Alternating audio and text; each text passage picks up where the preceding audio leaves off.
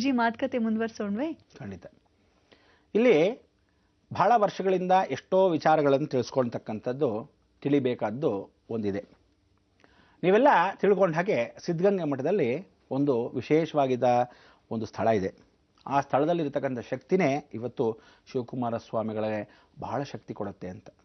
ಆ 9 ಶಕ್ತಿಗಳು ಯಾವುದು ಗೊತ್ತಾ? 9 ನವಗ್ರಹಗಳು. ಅದಕ್ಕೆ ನವಗ್ರಹಗಳು ಕೂಡ ಭಗವಂತನ ಸಾಥ್ ಕೊಡತ್ತೆ ಅನ್ನೋದು ಆ ಕಾಲದಿಂದ ಬಂದಿರತಕ್ಕಂಥ ವಿಚಾರ. ನೋಡಿ, ನಮ ಸೂರ್ಯಾಯ ಚಂದ್ರಾಯ ಮಂಗಳಾಯ ಬುಧಾಯ ಚ ಗುರು ಶುಕ್ರ ಶನಿ ಬೆಶ್ಚ ರಾಹುವೇ ಕೇತುವೆ ನಮಃ. ಆ 9 ನವಗ್ರಹಗಳು 9 ಕಂಬಗಳಾಗಿದೆ ಹಳೆಯ ಮಠದಲ್ಲಿ. ಬಸವಣ್ಣ ಅಲ್ಲೇ ಕೂತಿಯಾನೆ. ಅಂದರೆ ವಿರಾಜಮಾನವಾಗಿರ್ತಕ್ಕಂಥ ಕಲ್ಲಿನ ವಿಗ್ರಹ, ಕಲ್ಲಿನ ಬಸವೇಶ್ವರ ಅಲ್ಲೇ ಇದ್ದಾನೆ. ಸಾಕ್ಷಿ ರೂಪಕ್ಕೆ ಹಳೆಯ ಕೆತ್ತನೆ ಅಂದರೆ ಚೋಳರ ಕಾಲದ್ದು, ಹೊಯ್ಸಳರ ಕಾಲದ್ದು, ಹಳೆಯ ಕಾಲದ್ದು ಕೂಡ ಇಲ್ಲಿ ಎಷ್ಟೋ ವಿಶೇಷವಾಗಿರ್ತಕ್ಕಂಥ ವಿಚಿತ್ರವಾಗಿರ್ತಕ್ಕಂಥ ಶಿಲ್ಪಕಲೆಗಳು ಆ ಕಂಬದಲ್ಲಿ ಮೂಡಿದೆ. ಈ ಕಂಬವನ್ನು ನಡುಮಧ್ಯೆ ಅಂದರೆ ನಡುಮನೆ ಅಂತ ಕರಿತಿದ್ರು. ನಡುಮನೆ ಅಂದರೆ ಏನು ಮಾಡ್ತಿದ್ರು? ಮನೆಯ ಮಧ್ಯಭಾಗ ನಡುಮನೆ.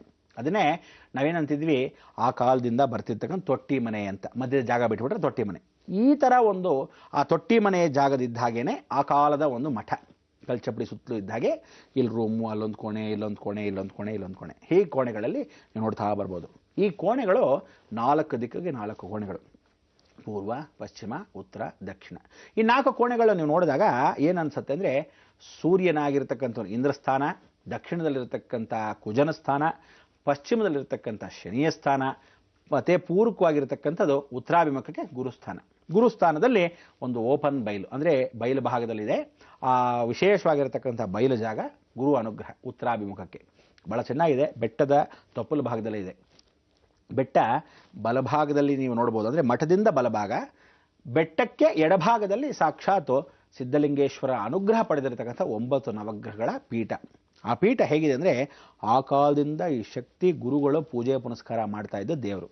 ಸೊ ಹಿಂಬದಿಯಲ್ಲಿ ಆ ದೇವರ ಮನೆ, ಈ ಕಡೆ ಗುರುಗಳು ಇಳ್ಕೊಳ್ಳೋ ಮನೆ, ಈ ಭಾಗದಲ್ಲಿ ಶೌಚಾಲಯ ಮತ್ತು ಹೊರಭಾಗದ ಪ್ರಾಕಾರಣ. ಆ ಹೊರಭಾಗ ಪ್ರಾಕಾರಣದಲ್ಲಿ ಏನಿದೆ ಅಂದರೆ ಭಾಳ ಚೆನ್ನಾಗಿರತಕ್ಕಂಥ ನವಿಲುಗಳಿದೆ. ಈ ನವಿಲುಗಳು ಗುರುಗಳ ಒಂದು ಹೆಮ್ಮೆಯನ್ನು ನಾವು ಇಲ್ಲಿ ಸೂಚಿಸಬೇಕು. ಗುರುಗಳು ಮಠ ಬಿಟ್ಟು ಆಚೆ ಹೋಗಿರ್ತಾರೆ. ಎಲ್ಲಾದರೂ ಹೊರಭಾಗದಲ್ಲಿ ಹೋಗಿದ್ರೆ ಗುರುಗಳು ಅಲ್ಲಿಂದ ಇನ್ನೇನು ಬರ್ತಾ ಇದ್ದಾರೆ. ಎಲ್ಲಿ ಬರ್ತಾ ಇದ್ದಾರೆ? ನಾವು ಇನ್ನೇನು ತುಮಕೂರು ಹತ್ತಿರ ಬಂದ್ಬಿಟ್ವಿ ಅಂತ ಹೇಳಿ ಆ ತುಮಕೂರು ಹತ್ತಿರಕ್ಕೆ ಬಂದ್ಬಿಡ್ತಾರೆ. ಬಂದ ತಕ್ಷಣ ಇನ್ನೇನು ಮಠದೊಳಗೆ ಕಾಲಿಡಬೇಕು, ರೈಲ್ವೆ ಗೇಟ್ ಹತ್ರ ಬರ್ತಾ ಇದ್ದಾಗಲೇ ಗೊತ್ತಾಗ್ಬಿಡುತ್ತೆ ನವಿಲುಗಳಿಗೆ. ಅಂದರೆ ಸೂಕ್ಷ್ಮಾತಿ ಸೂಕ್ಷ್ಮಗಳು ಕೆಲವೊಂದು ಪ್ರಾಣಿಗಳಿಗೆ ಗೊತ್ತಾಗ್ಬಿಡುತ್ತೆ. ನೋಡಿ, ಪ್ರಳಯ ಬರಕ್ಕೆ ಮೊದಲು ಕೆಲವು ಪ್ರಾಣಿಗಳಿಗೆ ಗೊತ್ತಾಗ್ಬಿಡುತ್ತೆ. ಎಷ್ಟೋ ವಿಶೇಷವಾಗಿರ್ತಕ್ಕಂಥ ಅಕಸ್ಮಾತ್ ಶತ್ರುಗಳು ಬರ್ತಾ ಇದ್ದಾರೆ ಅಂದರೆ ಕಪಿಗಳೆಲ್ಲ ಹೇಳ್ಬಿಡುತ್ತೆ, ಶತ್ರುಗಳು ಬರ್ತಾ ಇದ್ದಾರೆ ಹುಷಾರ್ ಅಂತಂದರೆ. ಸಿಂಹ, ಹುಲಿಗಳು ಕಾಡಲ್ಲಿ ಜಿಂಕೆಗೆ ಭೇಟಿ ಹಾಕ್ಬಿಡೋಕ್ಕೆ ಜಿಂಕೆಗೆ ಒಂದು ಸೂಚಿಸ್ಬಿಡುತ್ತೆ ಸೂಕ್ಷ್ಮವಾಗಿ. ಕೋತಿಗಳೆಲ್ಲ, ಕೆಲವು ಪಕ್ಷಿಗಳೇ ಹೇಳ್ಬಿಡುತ್ತೆ ಹುಷಾರ್ ಹುಷಾರ್ ಬರ್ತಾ ಇದ್ದಾರೆ, ಸಿಂಹ ಭೇಟಿ ಆಡುತ್ತೆ ಅನ್ನೋ ರೀತಿ. ಮಠದಲ್ಲೂ ಅಷ್ಟೇ.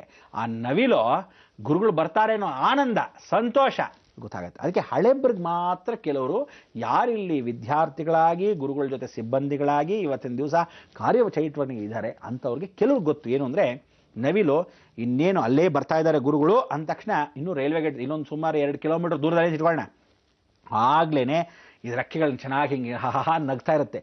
ಬಂದರು ಗುರುಗಳು, ನಮ್ಮ ಗುರುಗಳು ಬಂದ್ರಪ್ಪ ಅನ್ನೋ ಒಂದು ಆನಂದ ಆ ನವಿಲಿಗೆ. ನೋಡಿ, ಅದಕ್ಕೆ ಪ್ರಾಣಿ ಕೂಡ ಪಕ್ಷಿಗಳಿಗೆ ಕೂಡ ಇಷ್ಟೆಲ್ಲ ಆನಂದ ಆಗಬೇಕಾದ್ರೆ ನಾವು ಮನುಷ್ಯರಾಗಿರೋರು ಎಷ್ಟು ಸೇವೆಯನ್ನು ಮಾಡಿದಾಗ ಆನಂದ ಪಡಬೇಕು ಅಂದರೆ ವಿದ್ಯಾರ್ಥಿಗಳಾಗಿರ್ತಕ್ಕಂಥ ಪ್ರತಿಯೊಬ್ಬರೂ ಇಲ್ಲಿ ಹೋಗಬೇಕು.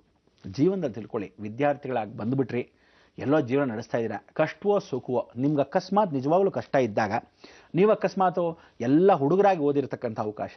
ಇಲ್ಲಿ ಇನ್ನೊಂದು ತಮಾಷೆ ಗೊತ್ತಾ?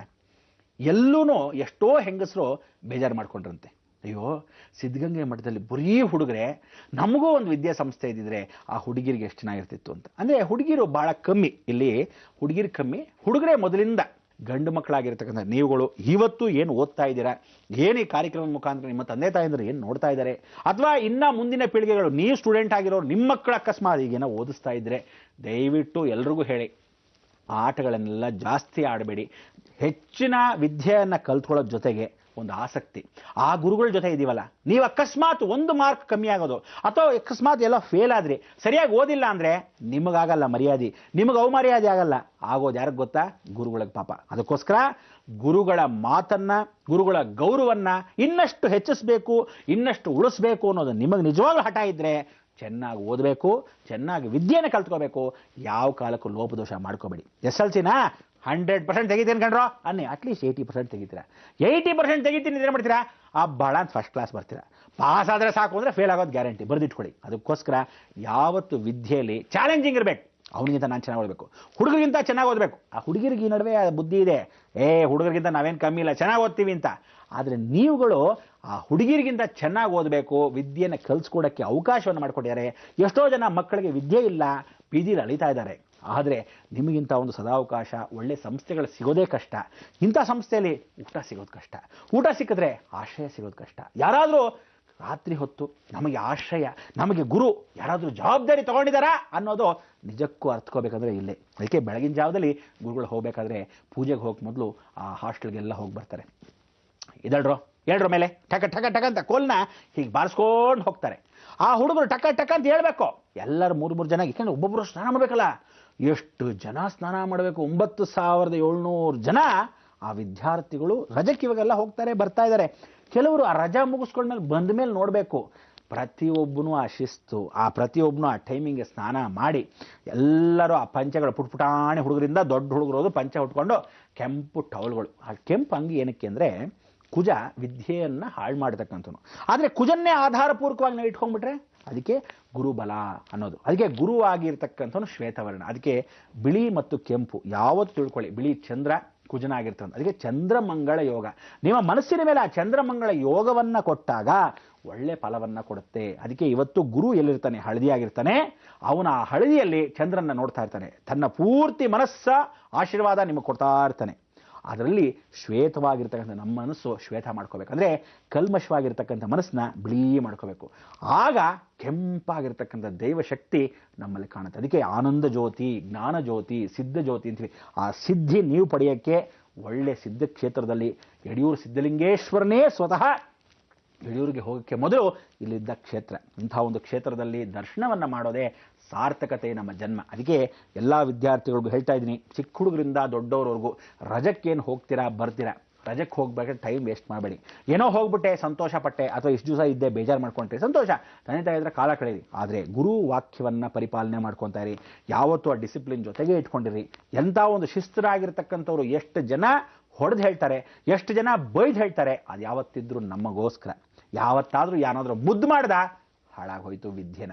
ಅದಕ್ಕೆ ವಿದ್ಯೆದಾನ ಮಹಾಶ್ರೇಷ್ಠತೆ. ವಿದ್ಯೆ ಇದ್ರೇನೆ ಸರಸ್ವತಿ ನಿಮ್ಮ ಜೊತೆ. ವಿದ್ಯೆ ಹೋಯ್ತೋ ಲಕ್ಷ್ಮಿ ಯಾವ ಕಾಲಕ್ಕೂ ಹತ್ರ ಕೂಡ ಬರಲ್ಲ. ಹೇಗೆ ಬರುತ್ತಾಳೆ? ಕಳ್ತನ ಮಾಡಬೇಕಷ್ಟೇ. ಅಂಥದ್ದೆಲ್ಲ ಬೇಕಾಗಿಲ್ಲ.